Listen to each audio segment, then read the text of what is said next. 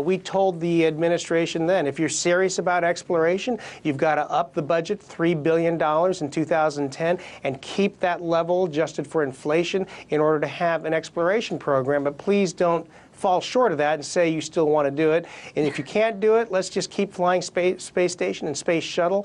Unfortunately, they did exactly what we asked them not to do, and here we are. We're short on money, and so things are going forward. We are building the next spacecraft, Orion, and the next rocket, Space Launch System. But if the nation's going to be serious about a government exploration program, we need significant funding increase.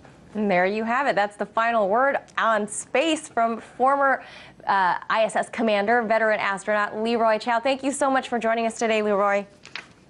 My pleasure. Good to be with you. Hello, everybody. You were listening to Feed Your Mind. So NASA is now admitting that they cannot go to Mars. And so allow me to explain. There was a recent interview on RT News with a former ISS commander. Now, this guy was all but saying that you won't be seeing NASA going to Mars anytime soon. And so when I first reported on this story, and you can catch up on everything in case you missed it, I'll leave a link in the description box. It all starts off with NASA not going to space in over 40 years. And it's very suspicious that NASA is the only ones to have claimed to go to deep space. And then we get to how Trump is now pressuring NASA to go back to space as soon as possible. You see, Trump is a competitor because he's a business guy. And so he sees Elon Musk preparing to go to Mars and making a whole lot of progress. And so Trump is now pressuring NASA to pick it up big time. And I have a whole bunch of evidence. There's about 3 videos right now in this series.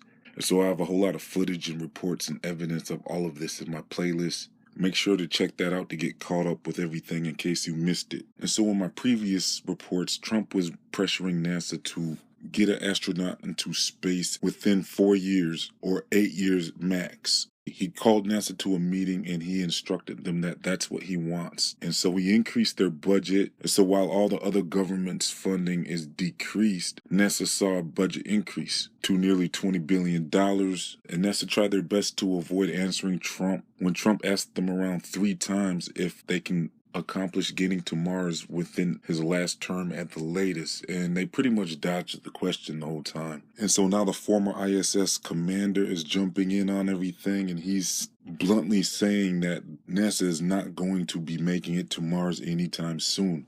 Leroy, the head of JPL, Brent Sherwood, he estimated that the project to put man on Mars would cost around $100 billion and take somewhere around 30 to 40 years. Pascal Lee, the director of the Mars Institute, projects the cost closer to $1 trillion over 25 years.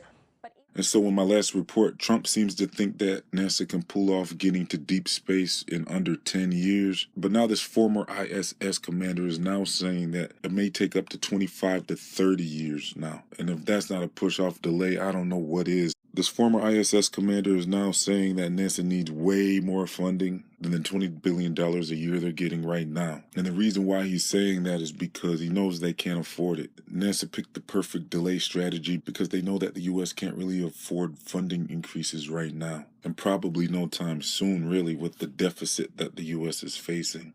And so with this excuse, it seems like they'll be able to delay this outer space trip forever. The former ISS commander even said that it's going to cost about $1 trillion to get them to space. So he's pretty much putting an outrageous price tag on the whole Mars trip in order to stall this Mars trip forever. He was pretty much telling the reporter to just be happy with the ISS space station trips and leave it at that. We told the administration then, if you're serious about exploration, you've got to up the budget $3 billion in 2010 and keep that level adjusted for inflation in order to have an exploration program. But please don't fall short of that and say you still want to do it. And if you can't do it, let's just keep flying space station and space shuttle. And if you can't do it, let's just keep flying space station and space shuttle. But NASA has ran into a problem with this whole thing, and that problem is Elon Musk. Pascal Lee, the director of the Mars Institute, projects the cost closer to $1 trillion over 25 years. But Elon Musk seems to think he can do it for a lot cheaper and a lot sooner with SpaceX. He says it'll be more like $10 billion per person. What does Elon know that NASA is missing out on? Well, Elon Musk is a very interesting guy. I mean, he's basically started SpaceX, he says publicly, because he wants to go to Mars. He wants to colonize Mars, and he's done things that people in the industry thought could not be done. He has dramatically brought down the cost of launching satellites. The traditional cost using our rockets that exist before was somewhere in the $200 to $300 million range. Okay, now he's launching satellites into orbit for around $65 million. And he's recovering the first stages and showing that he can actually make it less expensive to launch. And so for him to put people on Mars, I think my money would be there. He's planning to put Red Dragon on Mars in 2020, which would be an unmanned space capsule, no astronauts on board, but it's a demonstration. And so if he's capable of doing that, I wouldn't count him out. In fact, what's interesting is there's the possibility here of commercial government cooperation on going to Mars, and that's never happened before.